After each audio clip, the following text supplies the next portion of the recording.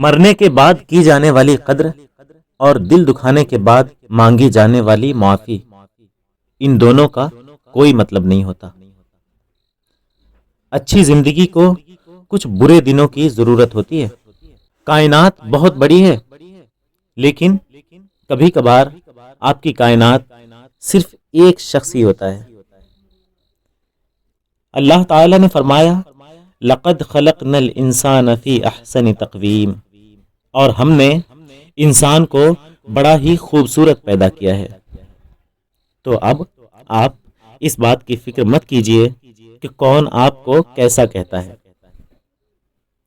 اور وہ جس کا ملنا ناممکن ہے وہ مل جائے تو کیسا ہو۔